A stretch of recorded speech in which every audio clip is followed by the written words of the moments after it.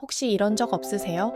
한동안 잘 나가던 친구가 요즘 일이 잘 안 풀린다는 소식을 듣고 겉으론 안타까워했지만 속으론 살짝 안심한 적, 늘 자랑하던 사람의 SNS에 의외의 나쁜 소식이 올라왔을 때 묘하게 기분이 나쁘지 않았던 적, 나를 은근히 무시하던 사람이 실수하는 걸 보고 입꼬리가 슬쩍 올라간 적, 하나라도 나 그런데?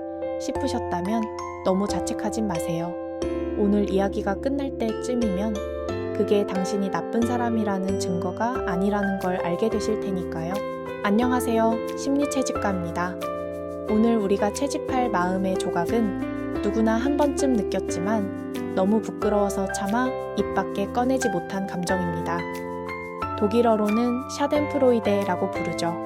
손해를 뜻하는 샤덴과 기쁨을 뜻하는 프로이데가 합쳐진 말. 그러니까 남의 불행에서 느끼는 은밀한 기쁨이라는 뜻입니다. 우리나라에도 이 마음을 가리키는 표현이 있죠. 사촌이 땅을 사면 배가 아프다. 남이 잘 되는 모습을 그저 기뻐해 주기보다 어쩐지 속이 쓰리고 배가 아파온다는 그 마음. 이런 말이 시대와 나라를 넘어 어디에나 존재한다는 건 그만큼 모든 인간이 보편적으로 느껴온 감정이라는 뜻이기도 합니다. 자, 그럼 다시 아까 그 장면으로 돌아가 볼게요. 잘 나가던 친구의 나쁜 소식에 슬쩍 안도하던 바로 그 순간. 그때 당신의 머릿속에서는 정말로 무슨 일이 벌어지고 있었을까요? 놀랍게도 이걸 실제로 뇌 사진으로 찍어 확인한 학자가 있습니다. 일본의 뇌과학자 다카하시 히데이코 박사 연구팀인데요. 2009년 세계 최고 권위의 학술지 사이언스에 실린 연구입니다. 연구팀은 참가자들에게 이런 상상을 시킵니다. 나와 비슷한 처진데 나보다 모든 게 잘난 사람, 학벌도 직장도 연애도 다 잘 풀리는 그런 사람을 머릿속에 그리게 한 거죠. 그랬더니 참가자들의 뇌에서 전대상 피질이라는 영역이 환하게 켜졌습니다. 이곳은 한마디로 마음이 아플 때 켜지는 부위예요. 부러움은 사실 우리 뇌가 느끼는 일종의 통증이었던 거죠. 그리고 진짜 반전은 그 다음입니다. 이번엔 그 잘 나가던 사람에게 불행한 일이 닥치는 상상을 시켰어요. 그러자 이번엔 복측 선조체라는 전혀 다른 영역에 불이 들어왔습니다. 이곳이 어떤 곳이냐면 맛있는 음식을 먹을 때, 칭찬을 들을 때, 돈을 벌 때 켜지는 우리 뇌의 쾌감 발전소예요. 다시 말해 부러워하던 사람의 추락 앞에서 우리 뇌는 맛있는 걸 먹을 때와 똑같은 신호를 보냈다는 겁니다. 그런데 여기서 가장 중요한 한 가지가 있어요. 이 쾌감 신호는 아무 사람한테나 켜지지 않았습니다. 길에서 처음 본 낯선 사람이 아니라 내가 부러워하던 사람이 넘어졌을 때만 강하게 빛났어요. 게다가 연구 결과를 보면 부러움이 클수록 그 사람의 불행에서 느끼는 쾌감도 정확히 비례해서 커졌습니다. 통계적으로도 둘의 연관성은 아주 뚜렷했죠. 이게 무슨 뜻일까요? 내가 누군가의 불행에 유독 크게 안도했다면 그건 사실 내가 그 사람을 그만큼 깊이 부러워하고 있었다는 솔직한 증거라는 거예요. 인정하긴 싫지만 우리 뇌는 그렇게나 정직해요. 그렇다면 우리 뇌는 왜 이렇게 얄궂게 설계됐을까요? 답은 아주 먼 원시시대에 있습니다. 원시시대의 삶은 한정된 자원을 둘러싼 끝없는 경쟁이었어요. 먹을 것도 안전한 자리도 함께할 짝도 늘 부족했죠. 이런 환경에선 역설적이게도 내 경쟁자가 잘 되지 않는 것, 이것이 곧 나의 생존 확률을 높이는 길이었습니다. 내 옆에 라이벌이 사냥에 실패하면 남은 사냥감은 내 차지가 되고 경쟁자가 무리해서 신뢰를 잃으면 내 서열이 한 칸 올라갑니다. 그래서 우리 뇌는 경쟁자의 추락을 마치 내가 직접 무언가를 얻은 것처럼 보상으로 처리하도록 진화했어요.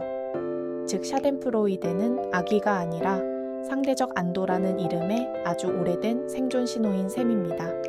그러니 남의 불행에 잠깐 안도했던 그 순간 당신은 못된 게 아니라 그저 수만 년 전 조상의 뇌를 고스란히 물려받은 지극히 평범한 인간이었을 뿐인 거죠. 첫 번째 도구, 관찰하고 이름 붙이기입니다. UCLA의 정신의학 교수이자 뇌과학자인 댄 시겔은 이런 말을 했어요. Name is to tame is. 이름을 붙여야 다스릴 수 있다는 뜻이죠.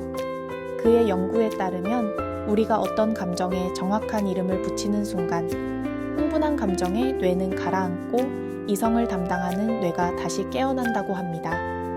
그러니 샤덴프로이데가 올라올 때 죄책감으로 황급히 덮어버리지 마세요. 덮어버린 감정은 사라지지 않고 더 깊은 곳에서 곪을 뿐이니까요. 대신 이렇게 가만히 이름을 붙여보세요. 아, 지금 내 안에서 샤덴프로이데가 올라왔구나. 마치 채집가가 희귀한 곤충을 발견해 핀으로 고정하듯 판단하지 말고 그저 들여다보는 겁니다. 그것만으로도 그 감정에 휘둘리는 힘은 놀랍도록 줄어듭니다. 두 번째 도구, 부러움의 신호로 해석하기입니다. 앞서 봤듯 샤덴프로이데의 크기는 곧 부러움의 크기죠. 그러니 누군가의 불행에 유독 크게 안도했다면 죄책감에 빠지는 대신 스스로에게 가만히 물어보세요.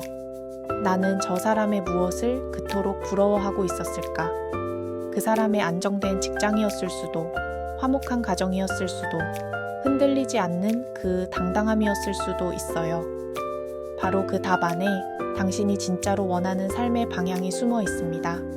어두운 감정을 내가 나아갈 길을 알려주는 나침반으로 바꿔주는 거죠.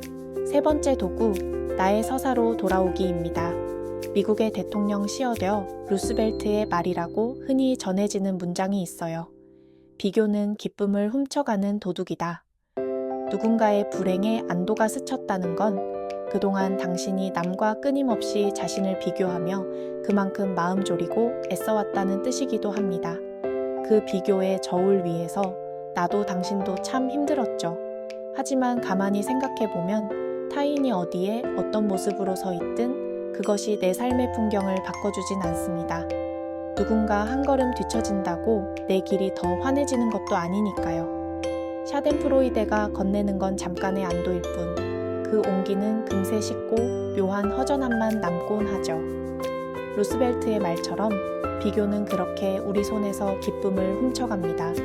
그러니 이제 그 무거운 저울에서 내려와 보는 게 어떨까요? 정말로 당신을 위로해줄 비교는 이 세상에 단 하나뿐이거든요. 바로 어제의 나와 오늘의 나. 어제보다 딱 한 뼘이라도 더 나아간 나를 가만히 알아봐주는 것. 그 다정한 시선만이 당신을 진짜로 자라게 합니다. 오늘 우리는 가장 은밀하고 부끄러운 마음의 조각, 샤덴프로이데를 채집해 도감에 담았습니다. 다시 한번 말씀드릴게요. 남의 불행에 잠시 스친 그 작은 안도감 때문에 자신을 미워하지 마세요. 그건 당신이 나쁜 사람이라는 증거가 아니라 수만 년의 진화를 고스란히 품은 너무나 인간적인 존재라는 증거니까요. 중요한 건 그 감정을 느끼느냐가 아니라 알아차린 뒤 그 감정을 어디로 데려갈지 선택하는 일입니다. 그 선택만큼은 온전히 당신의 몫입니다. 지금까지 마음에 희귀하고 아름다운 조각들을 모으는 심리 채집가였습니다. 오늘 영상이 당신의 마음에 닿았다면 구독과 좋아요로 함께 해주세요. 남과의 비교를 내려놓는 당신의 평온한 내일을 응원합니다. 감사합니다.